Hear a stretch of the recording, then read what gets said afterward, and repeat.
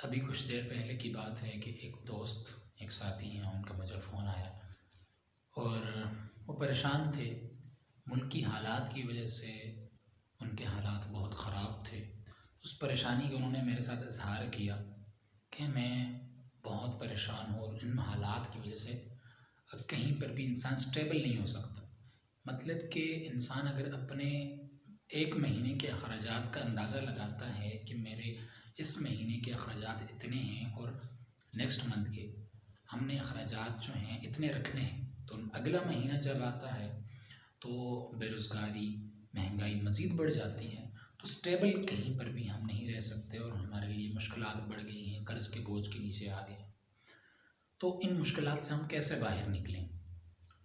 देखिए, एक बात तो ये है कि सबसे पहले हमें अपने मुल्क के लिए दुआ करनी चाहिए कि अल्लाह रब्बुल इज़्ज़त इस मुल्क को इस्तेहकाम अता फ़रमा दे, ताकि हमारी परेशानियों में कुछ कमी आए। और दूसरी जो बात है कि जो हमारे ख़ुद तक है, हम परेशानियों से कैसे निकलें। आज हर शख्स इस चीज़ को लेकर बैठा हुआ है कि महंगाई बहुत है। आपके बार बार ये अल्फाज दोहराने से कि महंगाई बहुत है, अखराजात पूरे नहीं हो रहे, इंसान जाए तो कहाँ जाए, इससे परेशानियाँ कम नहीं होती बल्कि परेशानियाँ बढ़ती हैं। इंसान के जहन के अंदर एक बात चुभ जाती है कि भाई अब तो परेशानियाँ ही हैं, अब तो मुसीबतें ही हैं, अब तो हम कहीं पर भी स्टेबल नहीं हो सकते, अब तो हमारी मैशत गिरती ही चली जाएगी।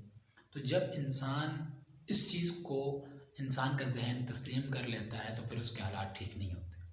अल्लाह रब्बुल इज़्ज़त भी इंसान को इसी चीज़ का हुक्म देते हैं कि वो अच्छे की उम्मीद रखे। बहरहाल हम जब परेशानियों के अंदर, मुसीबतों के अंदर, अक्सर हमारे जब लोग आ जाते हैं तो फिर वो उन परेशानियों से, उन मुश्किल हालात से लड़ते हैं और अपना घर वालों के साथ उनका बिहेवियर ख़राब हो जाता है, बच्चों के साथ बिहेवियर ख़राब हो जाता है, बीवी के साथ उसका रवैया ख़राब हो जाता है। तो इससे मज़ीद परेशानियाँ जो हैं वो जन्म लेती हैं। तो ऐसे हालात में जब आपके हालात दुरुस्त नहीं हैं, आपके ऊपर परेशानियों का वक्त आ चुका है, आप परेशानियों के अंदर घिर चुके हैं या कर्ज़ के अंदर आ चुके हैं, तो ऐसे वक्त की कुछ तदाबीर हैं, इंसान उन तदाबीर को अपना कर इनसे बाहर निकल सकता है। सबसे पहले वो तीन तरीके हैं, जिन तरीक़ों को इंसान अपनाकर परेशानियों से बाहर निकल सकता है, परेशानियों को हैंडल कर सकता है।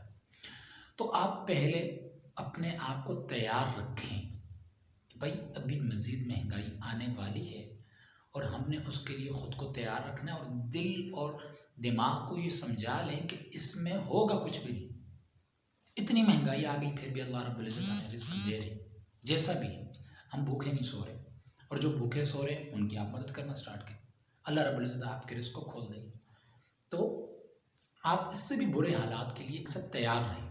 और दूसरी चीज़, जो लोग बहुत ज़्यादा मसाइब के अंदर जमा हो चुके हैं, जड़ चुके हैं, उनके लिए तीन तरीके हैं। सबसे पहले अपने उन हालात को, उन जो आपके साथ जो परेशानियां हैं, जो जितने कर्ज हैं, उनको एक सफ़े के ऊपर तहरीर करें, एक सफ़े के ऊपर लिखें कि मुझे ये मसला भी है, ये परेशानी भी है, ये परेशानी भी है, ये परेशानी भी है, मेरे ऊपर फ़लाँ बंदे का इतना कर्जा है, फ़लाँ बंदे का इतना कर्जा है, मैंने जल्दी में ये काम करना है, पहले मैंने अपने घर का काम करना है, ये करना है, वो करना है, बच्चों की फ़ीस देनी है। ये आपकी जितनी परेशानियाँ हैं, जितनी मुसीबतें हैं, आप उन्हें लिख लें, एक सफ़े के ऊपर लिखें। लिखने के बाद अब दूसरा काम ये है कि आप अपनी इनकम को कैसे बढ़ा सकते हैं या आप उन परेशानियों से किस तरीके से निकल सकते हैं। क्या क्या तदाबीर आपके जहन में आती है कि मैं ऐसा कर लूँ तो हो सकता है कि मैं इन परेशानियों से निकल जाऊँ, ये तरीका मैं अपना लूँ तो हो सकता है इस परेशानी से निकल जाऊँ। ये सारे तरीके दूसरे नंबर पे आप लिख लें। जब आप ये लिखेंगे तो आपको, मैं हल्फन कहता हूँ, तीसरा तरीका करने से पहले ही आप दिल से और जहन से मुतमईन हो जाएंगे, आपका दिमाग हल्का महसूस करेगा, आप हल्के हो जाएंगे।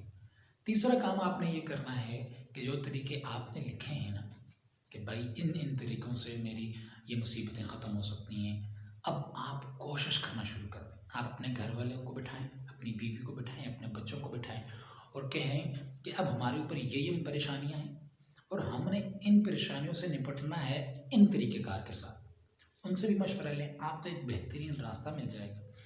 आप उन रास्तों के ऊपर चल के अब आपका सारे घर वालों का माइंड सेट एक है।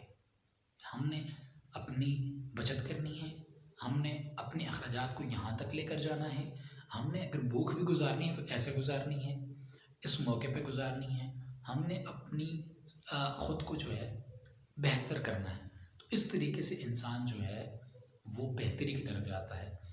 ये 3 तरीके करने के बाद इंशाअल्लाह जब आप तीसरा तरीका या करेंगे, यानी अब आप कोशिश करेंगे, सबको बच्चों को भी बताएंगे, बीवी को भी बताएंगे कि अब हमने इन हालात से निकलना है, तो उसके लिए ये तदाबीर हैं, हमने निकलना है, इसके लिए कोशिश करनी है, तो वो आपके साथ फुली कोऑपरेट करेंगे और इंशाअल्लाह आप बहुत जल्द जो हैं उन परेशानियों से, उन हालात से निकल आएंगे।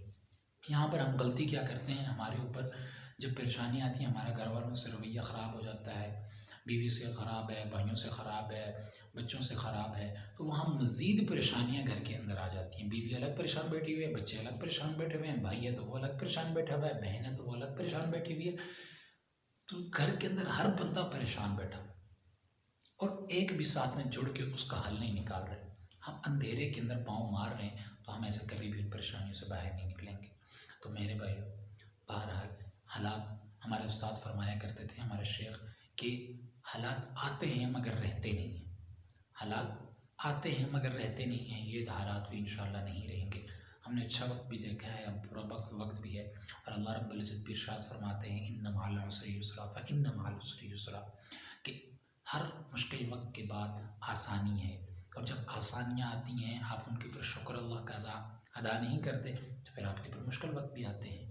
तो जब मुश्किल वक्त हैं, उनके ऊपर अगर आप सब्र कर लेंगे और अल्लाह रब्बुल इज़्ज़त से मांगेंगे, आसान रिज़्क़ अल्लाह रब्बुल इज़्ज़त से मांगें, तो जब आप मांगेंगे तो इंशाअल्लाह अल्लाह रब्बुल इज़्ज़त आपकी मदद भी